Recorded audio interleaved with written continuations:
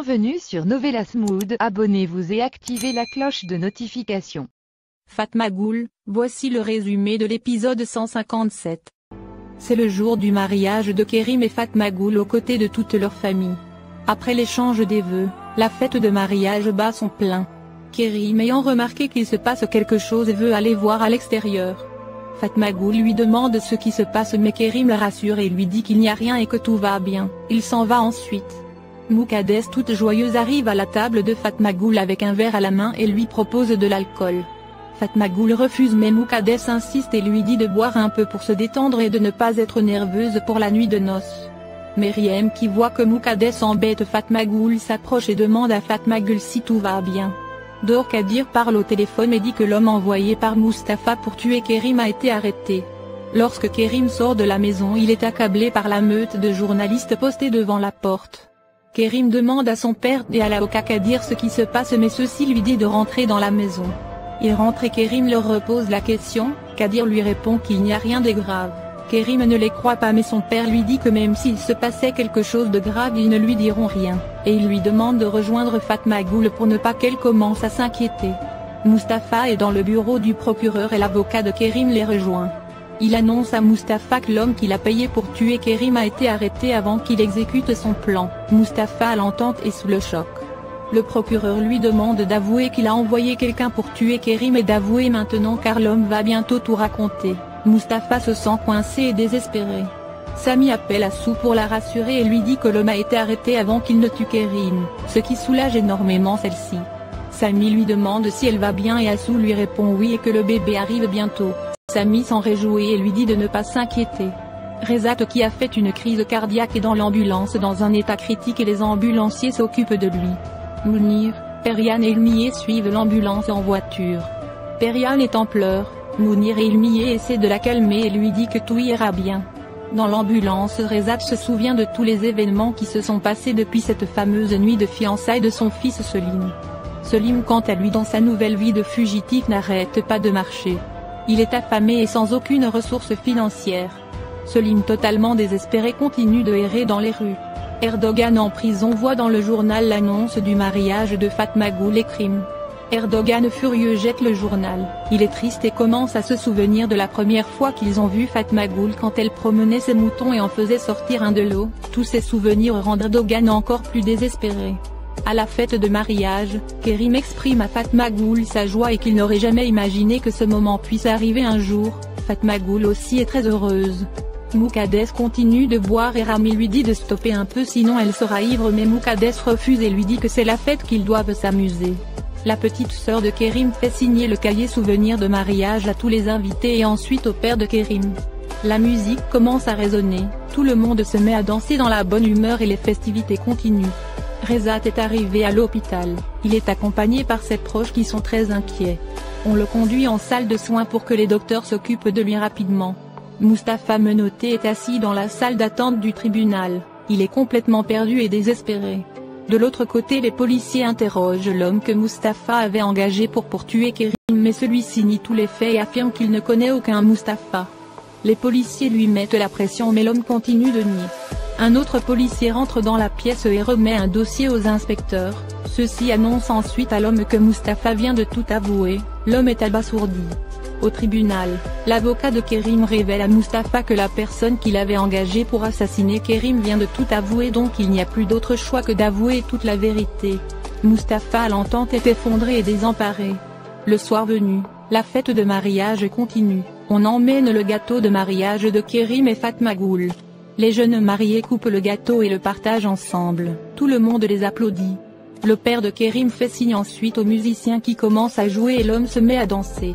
Il invite ensuite son fils Kerim de le rejoindre, père et fils exécutent allègrement les pas de danse et le père dit à son fils qu'il a toujours rêvé que ce jour arrive. Il invite ensuite Fatma Goul à les rejoindre, Fatma Goul vient sur la piste de danse. Elle et Kerim commencent à danser ensemble dans la joie sous les ovations des invités et de leur famille. Le procureur annonce à Mustapha qu'il sera poursuivi pour tentative de meurtre contre Kerim et que sa sentence s'ajoutera à la peine qu'il a déjà de ce fait sa peine de prison sera alourdie, mais Mustapha reste silencieux et indifférent. Le procureur lui dit que cela ne servira à rien de rester silencieux et vaut mieux qu'il avoue toute la vérité maintenant, mais Mustapha dit au procureur que ce soir Fatma Goul sera la femme de Kerim. Cette idée le détruit de l'intérieur.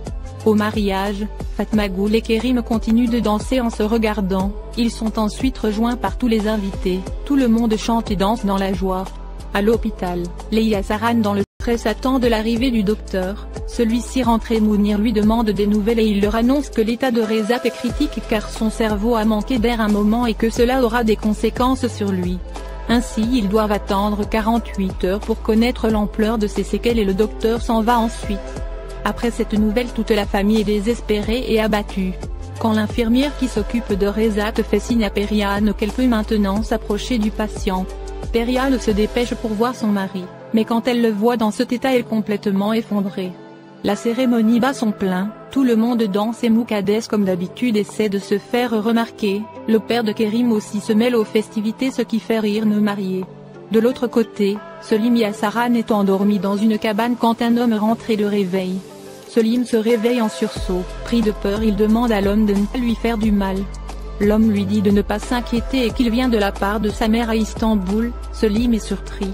Il remet ensuite une enveloppe d'argent et un téléphone portable à Selim et lui dit qu'il peut s'en servir pour appeler sa mère. L'homme s'en va ensuite. Selim resté seul ouvre l'enveloppe en voyant que c'est de l'argent. Selim est soulagé. Le mariage continue avec l'enchaînement de danses traditionnelles turques dans la joie et le bonheur. À l'hôpital, l'inquiétude est de plus en plus grandissante chez Leila Saran. De l'autre côté, le docteur vient informer Assou qu'elle accouchera bientôt et donne quelques recommandations à suivre et elle s'en va. Assou est très nerveuse et stressée et Sami qui est à ses côtés la rassure. Au mariage, les danses se succèdent, Fatma Goul et Kerim s'arrêtent un temps soit peu de danser et veulent souffler. Fatma Goul souhaite changer ses chaussures et Kerim décide de l'accompagner. Meriem les appelle pour continuer à danser mais Fatma Goul lui dit plus tard car ils sont éreintés. Meriem appelle aussi Moukadès pour danser mais celle-ci semble quelque peu agacée. Le procureur annonce à Mustapha qu'il sera entendu par le juge demain matin et ensuite il sera reconduit en prison. Mustapha statique le regarde sans mot dire, le regard vide. Kerim accompagne Fatma Goul dans la maison et l'aide à changer ses chaussures et enfiler des chaussures plus confortables. Ils reviennent ensuite à la fête et les invités commencent à dire au revoir et partir. Moukadès fait la remarque que les jeunes mariés veulent aussi s'éclipser. Fatma Goul lui dit non, qu'elle était encore prête à danser, c'est pourquoi elle a changé de chaussures. Les mariés disent aussi au revoir à leur invité qui leur souhaite beaucoup de bonheur dans leur mariage. Moukadès va rejoindre Meriem et lui chuchote que c'est la première nuit où Fatma Goul et Kerim seront seuls. Meriem, gênée par les propos de Moukadès, lui demande de se taire et de ne pas parler ainsi, mais Moukadès qui regarde Fatma Goul avec un air curieux continue ses allusions sur la nuit de noces. À l'hôpital, Periane est toujours au chevet de Rezat, quand Meltem arrive et se renseigne auprès de l'infirmière pour savoir où se trouve Rezat et quel est son état. L'infirmière lui dit qu'il est en soins intensifs et lui montre l'endroit. Meltem arrive et va rejoindre Periane qui est en pleurs, elle lui dit qu'elle est désolée et la réconforte. Periane accepte son appui. Rezat qui est en soins intensifs se souvient des derniers événements dans sa vie, du soir où il a su que Selim avait violé Fatma Goul, jusqu'à son arrestation. Complètement troublé, Rezat fait une crise et les docteurs accourent à son chevet. Periane est affolée. Les docteurs commencent à réanimer Rezat mais celui-ci ne réagit pas, les Yassaran sont désespérés. À la maison, les mariés disent au revoir à leur dernier invité et la famille se retrouve maintenant seule autour de la table. Moukadès fait signe qu'il est temps pour les mariés de partir et rejoindre leur nouvelle maison. Fatma Goul remercie encore le père de Kerim pour tout ce qu'il a fait pour eux. Les mariés disent au revoir tour à chaque membre de la famille et ils reçoivent les bénédictions de tout le monde. Rami confie sa sœur à Kerim et lui demande de prendre soin d'elle, c'est l'émotion. Kerim aussi remercie son père. Moukadès dit à Fatma Goul de se détendre pour la nuit de noces et que tout se passera bien. Ses propos agacent la jeune fille. Les mariés prennent les dernières photos et au revoir. Ils montent ensuite dans la voiture et s'en vont, sous le regard triste de Rami qui est en pleurs. Le docteur annonce à la famille qu'ils doivent faire davantage d'examens pour connaître l'ampleur des dommages qu'a subi Rezat. Il transfère Rezat pour faire les différents examens. Mounir les suit, Periane et Ilmiye sont déboussolés. De l'autre côté, Assou qui ressent de fortes contractions est en train d'accoucher. Mustapha accompagné par les gardes quitte le tribunal. Fatma Goul et Kerim tout heureux arrivent chez eux. Des voisins curieux les observent et Kerim soulève sa femme pour rentrer dans leur maison. Mustapha menotté est conduit vers la voiture de la prison. Les gardes veulent le mettre dans la voiture mais Mustapha leur donne un coup et se met à courir. Les policiers le poursuivent et lui ordonnent de s'arrêter immédiatement mais Mustapha ne les écoute pas et continue de courir désespérément. Les policiers lui demandent encore de s'arrêter mais en vain, Mustapha continue de courir. Les policiers lui tirent dessus une première fois mais l'homme ne s'arrête pas.